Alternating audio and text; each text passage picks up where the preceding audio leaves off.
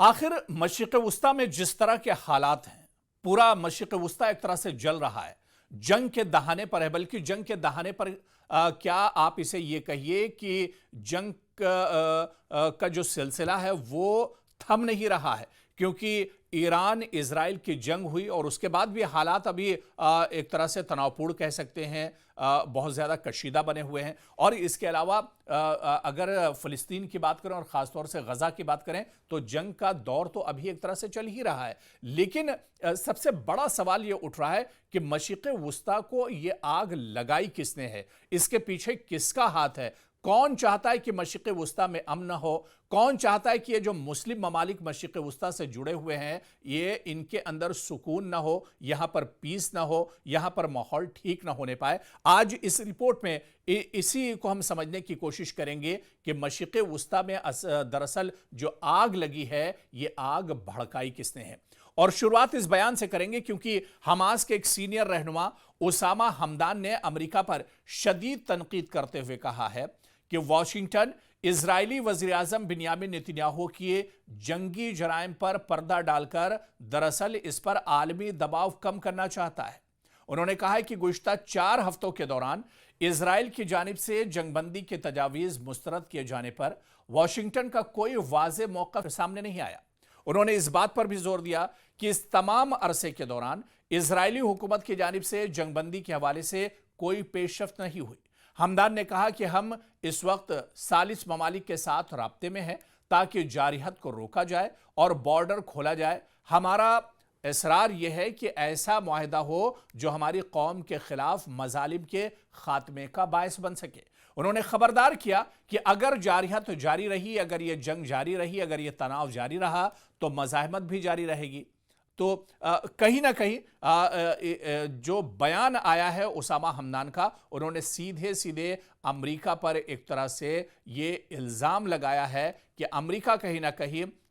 जो पूरा मंसूबा है, जो ये पूरी जंग है, इसके पीछे अमेरिका एक तरह से खड़ा है और अमेरिका ही कहीं ना कहीं इस पूरी जंग को बढ़ावा दे रहा है। क्योंकि आप आज से पिछले 50 साल पीछे भी अगर जाते हैं, 40 साल पीछे भी जाते हैं, तो ये एक निहायत अहम और हसास मौजू है। इसे आप देखिए कि बैनुल-अक़वामी सियासत, ताकत के तवाज़ुन और मशरिक़ वस्ता में जारी तनाज़ात से ये पूरा मामला जुड़ा हुआ है। इसके बहुत से वजूहात हैं और इन्हीं वजूहात को बहुत मुख्तसर में हम जानने की कोशिश करते हैं और ये भी समझने की कोशिश करेंगे क्योंकि दरअसल अमेरिका और इजराइल का गठजोड़ ही मशरिक़ वस्ता में अदम इस्तेहकाम की सबसे बड़ी वजह है। देखिए, सबसे बड़ी वजह यही है कि अमेरिका और इजराइल ये चाहते हैं कि मशरिक़ वस्ता में, मिडिल ईस्ट में, जहाँ पर ज़्यादातर इस्लामी ममालिक हैं, जहाँ पर अरब कंट्रीज़ हैं, यहाँ पर हालात पुरअमन न रहे। इसी वजह से इजराइल और अमेरिका का गठजोड़ है क्योंकि दुनिया की सियासत में कुछ इत्तेहाद ऐसे भी होते हैं जो महज सिफारती या फौजी मफाद पर मबनी नहीं होते हैं, बल्कि नज़रियाती, इक़्तिसादी और स्ट्रेटेजिक बुनियादों पर भी कायम होते हैं। अमेरिका और इजराइल का इत्तेहाद इन्हीं में से एक है। यह इत्तेहाद न सिर्फ बरसों से कायम है बल्कि आलमी मंजरनामे पर इसका असर भी वाज़े तौर पर महसूस किया जा सकता है। खुसूसन मशरिक़ वस्ता की जिसकी हम बात कर रहे हैं, यहाँ पर अमेरिका हमेशा से इजराइल का मजबूत तरीन हामी रहा है। हर बार जब इजराइल ने फ़लस्तीन या दीगर अरब ममालिक के खिलाफ जारियत का मुजाहरा किया, अमेरिका ने न सिर्फ इसे सिफारती सतह पर बचाया बल्कि फौजी इमदाद और माली हिमायत भी अमेरिका ने जारी रखी है। अक़वाम मुत्तहिदा की करारदादें जो इजराइल के खिलाफ जाती थी, अमेरिका ने इन्हें वीटो करके रोक दिया। जब जब इजराइल फंसता हुआ नजर आया, अमेरिका उसकी मदद के लिए खड़ा हो गया और अमेरिका ने खुलकर उसकी मदद की। हर साल अमेरिका इजराइल को अरबों डॉलर की फौजी इमदाद देता है। जी हाँ, ये तो किसी से ढका छुपा नहीं है, ये तो बिल्कुल सारी चीज़ें आया है, ये सारी चीज़ें साफ हैं कि हर साल आप देख लीजिए अमेरिका इजराइल को अरबों डॉलर्स की फौजी मदद देता है, जिनमें जदीद हथियार होते हैं, इंटेलिजेंस शेयरिंग होती है, टेक्नोलॉजी में शराकत इसराइल को खित्ते में सबसे आगे ले गई है। और यही वजह है क्योंकि जब एक मजबूत आपका साथी आपके साथ खड़ा है تو آپ کسی سے بھی جنگ کے لیے تیار ہو سکتے ہیں، آپ کسی سے بھی ایک طرح سے دو دو ہاتھ کرنے کے لیے تیار ہوتے ہیں، کیونکہ امریکہ ہمیشہ اسرائیل کے لیے کھڑا رہتا ہے۔ اور ایسے ہی ایران اور اسرائیل کے درمیان تعلقات ہمیشہ سے کشیدہ رہے ہیں۔ اگر مشرق وسطیٰ میں دیکھا جائے، ایران ایک نظریاتی ریاست ہے جو فلسطینی مزاحمتی تحریکوں کی ایک طرح سے حمایت کرتا ہے، جبکہ اسرائیل ان تحریکوں کو اپنی سلامتی کے لیے خطرہ سمجھتا ہے۔ جب بھی ایران اور اسرائیل کے درمیان تناؤ بڑھتا ہے، امریکہ کھل کر اسرائیل کی حمایت کرتا ہے۔ اور حالیہ برسوں میں آپ دیکھ لیجئے کہ ایران کے جوہری پروگرام کو روکنے کے بہانے اسرائیل نے متعدد بار ایران کے سائنسدانوں اور جو بڑے جنرلز تھے یا عسکری تنصیبات تھے ان پر اسرائیل نے حملہ کیا اور امریکہ نے حملہ کیا۔ امریکہ نے ان کارروائیوں پر آنکھیں بند کر رکھی، بلکہ بعض اوقات خفیہ طور پر مدد بھی امریکہ نے فراہم کی۔ بلکہ خفیہ طور پر کیا، آپ دیکھیے کہ جب تاریخ اٹھا کر دیکھیے کہ امریکہ نے کھل کر اسرائیل کی مدد کی ہے، جب تناؤ ایران اور اسرائیل کے درمیان بڑھا ہے، تب امریکہ اسرائیل کے ساتھ کھڑا رہا ہے اور کھل کر ایک طرح سے کھڑا رہا ہے۔ اب ظاہر سی بات ہے کہ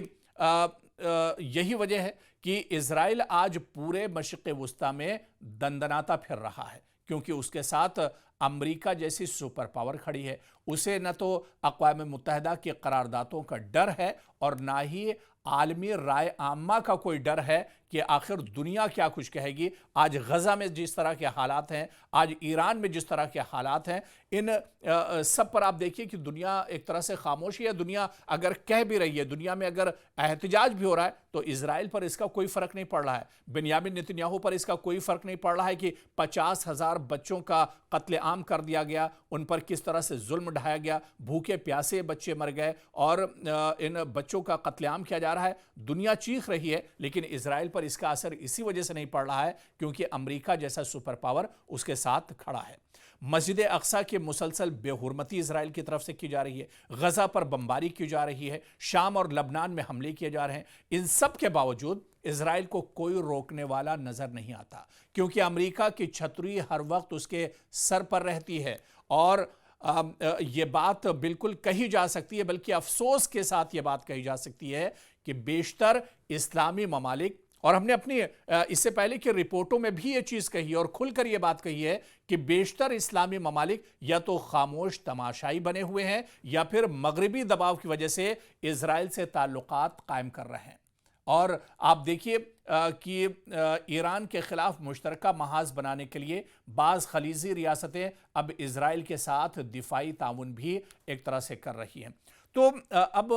یہ بالکل تصویر صاف ہو جاتی ہے کہ مشرق وسطیٰ میں اگر حالات خراب ہیں، اگر حالات کشیدہ ہیں، جنگ جیسے حالات اگر مشرق وسطیٰ میں آج بن رہے ہیں، آج اگر لاکھوں لوگ ایک طرح سے مجبور ہیں نقل مکانی پر، آج اگر بچوں، بزرگوں اور خواتین کا قتل عام ہو رہا ہے، تو اس کے پیچھے صرف اور صرف دنیا کی سپر پاور کہلانے والی امریکہ ایک طرح سے ہے۔ ڈونلڈ ٹرمپ، کیونکہ موجودہ میں اگر دیکھا جائے تو ڈونلڈ ٹرمپ امریکہ کے صدر ہیں اور کہیں نہ کہیں ڈونلڈ ٹرمپ اور امریکہ کی جو سرکار ہے وہ اس کے لیے ایک طرح سے ذمہ دار ہے۔ پوری دنیا صرف اس وجہ سے خاموش ہے کیونکہ دو بڑی طاقتیں ایک طرف ہیں اور جو کمزور ممالک ہیں انہیں ایک طرح سے ستایا جا رہا ہے، انہیں پریشان کیا جا رہا ہے، اور اسی وجہ سے دنیا مشرق وسطیٰ کے حالات پر ایک طرح سے خاموش ہے اور چپ ہے۔